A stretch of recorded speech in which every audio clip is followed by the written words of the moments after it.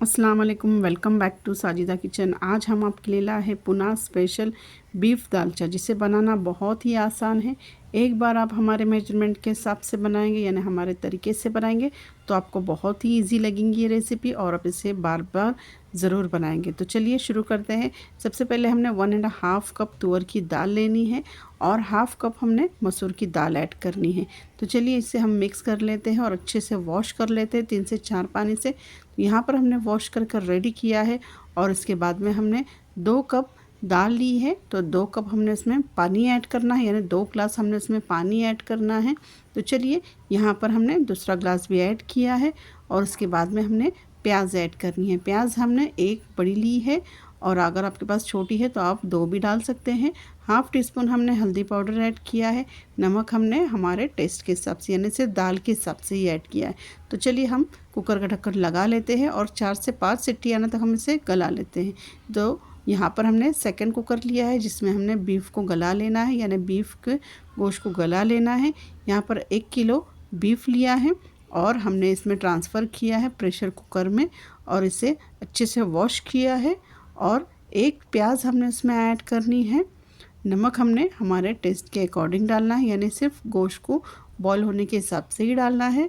और उसके बाद 1 टीस्पून हमने हल्दी पाउडर ऐड करनी है और जिंजर गार्लिक हमने लिया है 2 टीस्पून। इससे इसका टेस्ट बहुत ही अच्छा आता है और इसके सूप में भी बहुत ही अच्छी सी खुशबू रहती है। 2 ग्लास हमने इसमें पानी ऐड किया है। अगर आपको थोड़ा कम डालना है तो आप उसमें कम भी डाल सकते हैं। तो चलिए अच्छे से हम इसे मिक्स कर लेते हैं ताकि हमारा जो नमक और अदरक लहसुन है वो अच्छे से मिक्स हो जाए। तो यहाँ पर हम ढक्कन लगा लेते हैं। 5 से 6 सीटी आने तक हम इसे गलने के लिए रख देते हैं। जब तक ये सारी चीज़ें बॉईल होती है तब तक हम यहाँ पर एक बड़ा बर्तन रखते हैं जिसमें हमने दालचा बघारना है। तेल हमने हमारे अकॉर्डिंग डाल दिया है। उसके बाद में हमने 2 बड़ी साइज़ की प्याज ली है। इसे हमें गोल्डन ब्राउन नहीं करना है, लाइट ब्राउन करना है। जब तक प्याज ब्राउन होती है तब तक हम आपको बता देते हैं कौन सी अभी सब्जियां हमें काटनी है, यानी भाजी हमें काटनी है। यहाँ पर हमने हरा धनिया लिया है, पुदीना लिया है, खट्टी भाजी ली है और मेथी की भाजी। सब भाजियों को हमने अलग अलग रखा है कट कर कर। और इसके बाद में हमें सिर्फ मेथी की भाजी अलग रखनी है, खट्टी भाजी, पुदीना और कोतमीर एक जैसा लेना है हमें और इसे मिक्स करके वॉश करना है। ये सबसे पहले हमने प्रिपेयर करना है। यहाँ पर हमारी प्याज हो गई है तो चलिए हम उसमें 2 teaspoon ginger garlic paste add करते हैं।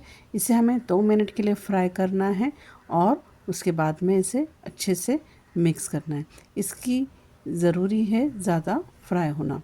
उसके बाद में हमने जो भाजी ली है, यानी मेथी की भाजी हमने वॉश करके रखी थी, वो हमने उसमें डालना है।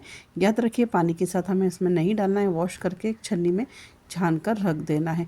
2 मिनट के लिए हमने इसे फ्राई कर लेना है अच्छे से। मेथी को ज़्यादा ब्राउन नहीं करना है। उसके बाद में हमने यहाँ पर ग्रीन चिली ऐड की है। ग्रीन चिली अगर आपकी तेज़ हो तो आप कम भी डाल सकते हैं। मुझे तो ये दालचे में बस ग्रीन चिली का ही टेस्ट अच्छा लगता है। तो चलिए इसमें 2 मिनट हम इसे फ्राई कर लेते हैं। 2 मिनट के बाद में हमने पुदीना, कोतमीर और खट्टी भाजी तीनों को भी वॉश करके मिक्स करके रखा था, वो हमने उसमें डालना है। बस याद रखिए गैस की फ्लेम हमें यहाँ पर फास्ट ही रखनी है।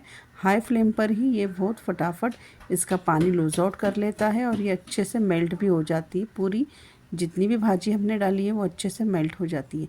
2 से 3 मिनट हमें यहाँ पर लग जाते हैं पूरी जो भाजियाँ है वो अच्छे से मेल्ट होने के लिए। बहुत सारा पानी भी लूज आउट कर लेता है, इसके लिए हमें इसको फास्ट पर ही गला लेना है। चलो यहाँ पर हमारी भाजी पूरी गल चुकी है। उसके बाद में हमने यहाँ पर टमाटर ऐड करना है। टमाटर हमने 3 मीडियम साइज़ के लिए है। अच्छे रेड वाले टमाटर हमने लेना है और इसे अच्छे से मिक्स कर लेना है। इसे भी अच्छा हमें भून लेना है ताकि ये आखिरी में कच्चा ना लगे। बस इस तरह से हमें ऐसे अच्छे से घुला लेना है। यहाँ पर हमने कुछ बेसिक से मसाले लिए हैं जो अपने घर में रेडी रहते हैं, यानी मिर्ची पाउडर, धनिया पाउडर, ज़ीरा पाउडर, गरम मसाला और हल्दी पाउडर। ये हमने कैप्शन में दे दिया है, आप अपने क्वांटिटी के हिसाब से डाल देना। मिर्ची पाउडर तो हमने यहाँ पर कम डालना है क्योंकि हमने यहाँ पर मिर्ची का यूज़ किया है। मिर्ची पेस्ट हमने इसलिए डाला है ताकि दालचा हमारा अच्छा येलो येलो दिखे। तो चलिए जब तक वो गलते हैं तब तक हमने यहाँ पर 1 किलो दूधिया लिया है जिसे हमने छील कर अच्छे से इस शेप में कट किया है। तो चलिए ये भी हम इस मसाले में डाल देते हैं ताकि हमें इसमें ही इसे गलाना है। 80% हमें दूधिया को अच्छे से गला लेना है ताकि इसका पूरा टेस्ट इसमें आ जाए। थोड़ा सा हमने इसमें पानी ऐड किया है। याद रखिए हमने सिर्फ गर्म पानी डालना है, हमने सादा पानी नहीं डालना है। बस इसे हम अभी हिला लेते हैं। थोड़ा सा नमक हमने उसमें ऐड करना है ताकि दूधिया हमारा ऐसा फीका फीका ना लगे और मसाला भी अच्छे से इसमें टेस्ट आ जाए। तो चलिए अच्छे से हम इसे हिला देते हैं और ढक कर रख देते हैं फास्ट गैस पर, ताकि 80% हमारा दूधिया गल जाए। जब तक ये गलता है तब तक हम यहाँ पर दाल हमारी रेडी हुई है या नहीं वो देख लेते हैं। दाल भी हमारी अच्छे से गल गई है। तो चलिए इसे भी हम अच्छे से फिरकी मारकर यानी अच्छे से स्मैश करके रख देते हैं रेडी कर कर। इसके बाद में हमने गोश्त भी बॉईल किया था, वो भी हम इसमें देखते हैं खोल कर। तो सबसे पहले हमने यहाँ पर ढक्कन खोल कर देख लिया, तो यहाँ पर बहुत सारा सूप उसका हो गया था। तो चलिए अगर आपको ऐसा लग रहा है सूप ज़्यादा है तो आप उसको साइड में भी रख सकते हैं। यहाँ पर हमारा बीफ का जो गोश्त है वो अच्छे से बॉईल हो गया है। तो चलिए इसे भी हम इसे साइड में रख देते हैं। यहाँ पर हमने इमली सबसे पहले भिगो दी थी ताकि ये अच्छे से इसका पल्प निकल आए। तो इसे भिगोना बहुत ज़रूरी है।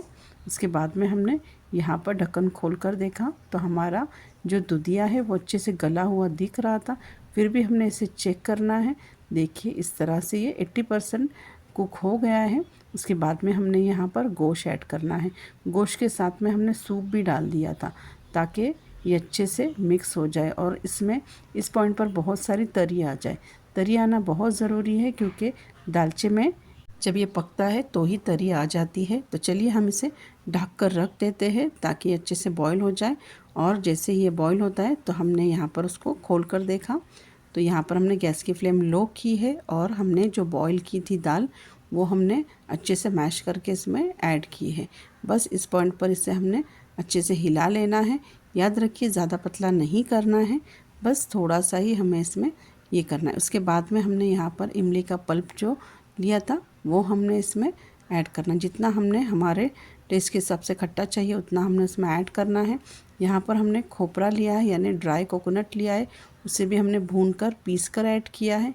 ये हमने एंड में इसलिए डाला है ताकि ये मसाले में नहीं डाला जाता है, ये ऊपर से ही डाला जाता है। तो इसका जो डालने के बाद में जो दालचे का थिकनेस है वो और भी अच्छे से हो जाता है। तो चलिए इसे हम फास्ट गैस पर पका लेते हैं। दालचे को बॉईल होने के लिए टाइम लगता है यानी पकने के लिए टाइम लगता है। तो चलिए 1 टीस्पून हमने इसमें यहाँ पर शक्कर ऐड की है। इससे टेस्ट बहुत अच्छा आता है। याद रखिए एकदम एंड में अपने उसमें 1 टीस्पून के हिसाब से शक्कर ऐड करनी है। यहाँ पर हमने दालचे को दम पर रखना है आधे घंटे के लिए। आधे घंटे से ज़्यादा भी आप इसे दम पर रख सकते हैं, बस गैस की फ्लेम हमें लो रखनी है और पूरा ढक्कन नहीं ढकना है। आधे घंटे बाद हमने यहाँ पर खोल कर देखा तो खूब सारी तरी आ गई है। तरी से ही समझ में आता है कि आपका दालचा रेडी हो गया है और थिक भी हो गया है। अगर आपको हमारी रेसिपी पसंद आए तो प्लीज़ लाइक शेयर और सब्सक्राइब ज़रूर करना और हमें कमेंट कर कर ज़रूर बताना कि आपको हमारी रेसिपी कैसी लगी है। और यहाँ पर हमने इसे सर्व करना है।